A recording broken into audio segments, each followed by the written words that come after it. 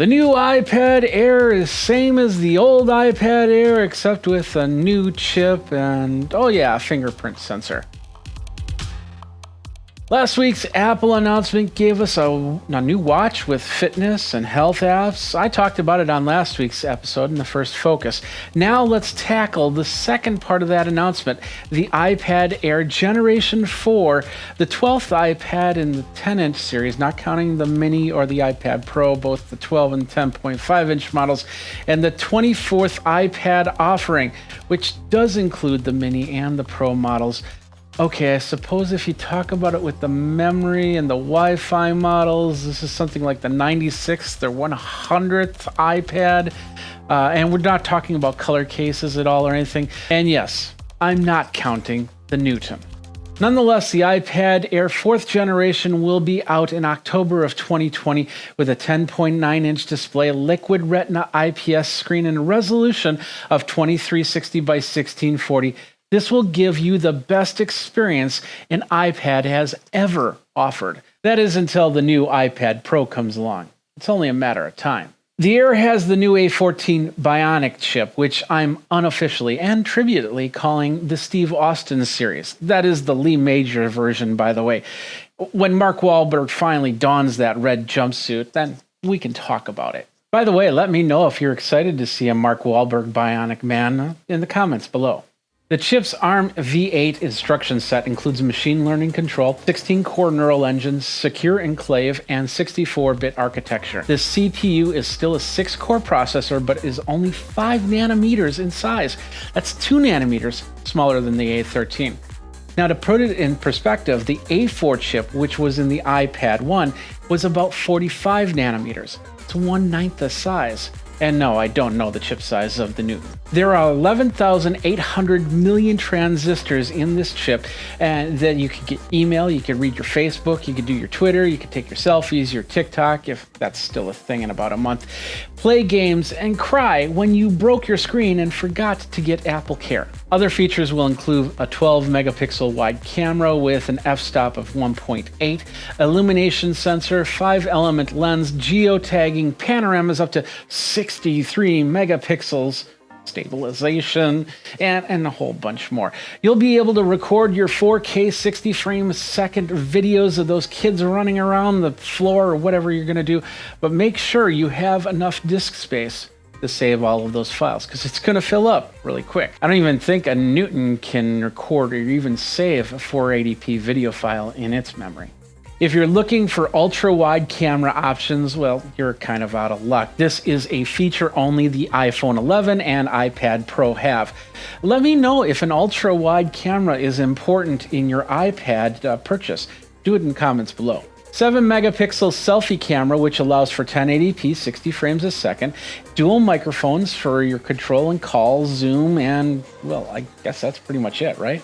The new addition, actually something people have not only missed, but also have complained about. In this new age of face masks, by the way, how do you like this mask? How about this one? Okay, yeah, it doesn't have the mouth guard, so I got one more for you. How about this one? Let me know in the comments, yay or nay. We need a Touch ID more than ever.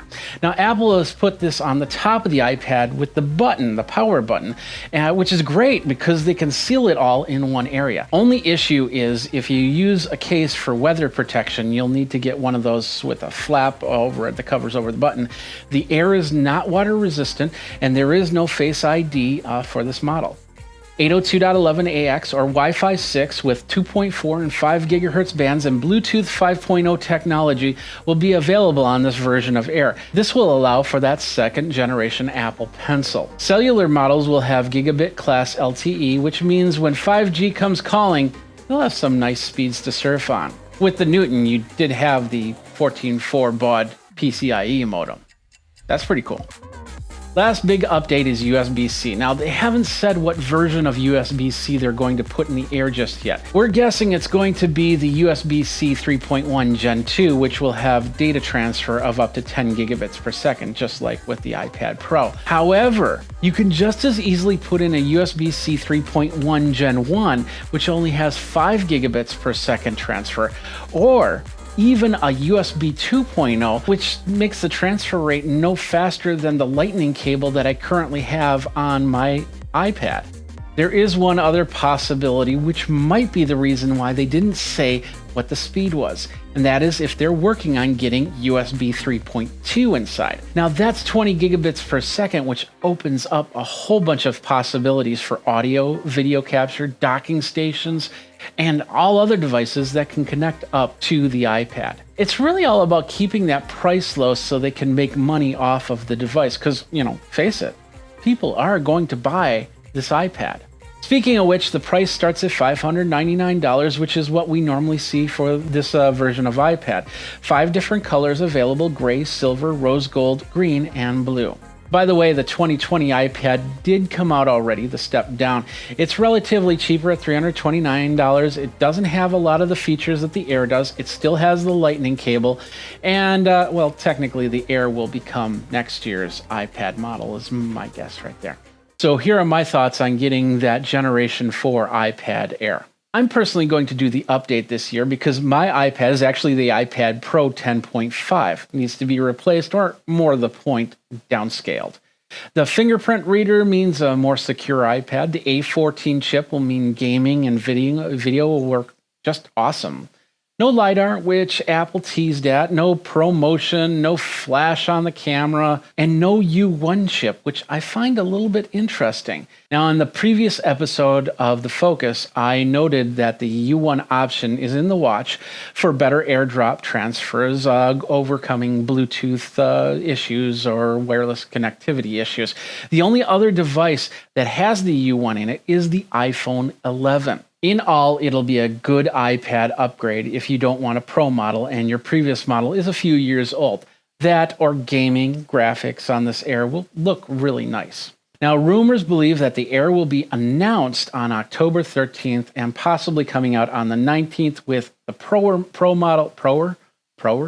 Okay. Rumors speculate that the Air will come out around October 13th, which of course is in line with the event for the new iPhone. Since we have a few seconds, let's talk about this new iPhone. I won't say much about the next iPhone, which is tentatively called iPhone 12. Just remember, it's not the 12th generation iPhone. There's still a chance it could be called iPhone 11 SSSSSSXSSXSXSXSXSX Max. Since the iPhone gets its own event, I would say it's probably going to be the iPhone 12. Rumored 4 models, including a 6.7-inch OLED 5G 12 Pro Max. The Newton had around a 4.5-inch screen, by the way. My guesses for the new iPhone will include the camera, which will give you more options than your DSLR might have, with flashes and face lock, maybe even a finger unlock on the button as well. It'll have the same A14 Bionic chip as the Air, along with all the features you could find in the iPhone 11 or the iPad Pro, just not an iPad Pro. If the iPhone 12 has a USB-C 3.2 inside, you could start seeing an all-in-one dock and lots of videos on how you can replace all your computers and devices just for your phone, just as long as it stays underneath the $1,200 mark, right? We'll have to wait and see on that, but in the meantime, are you going to get the Air? Or did you get to watch? Or are you going to get the iPhone 12? Let me know by commenting down below. And that is the focus for this week. Next week, we will be back with another focus, and we'll take a look at some of the mobile technology out there as we go. Of course, please go ahead and subscribe, like, comment, and ring that bell so you know when the next video comes out. Geekazine does a lot of reviews and interviews and a whole bunch more. If you've got an idea for the focus, please let me know.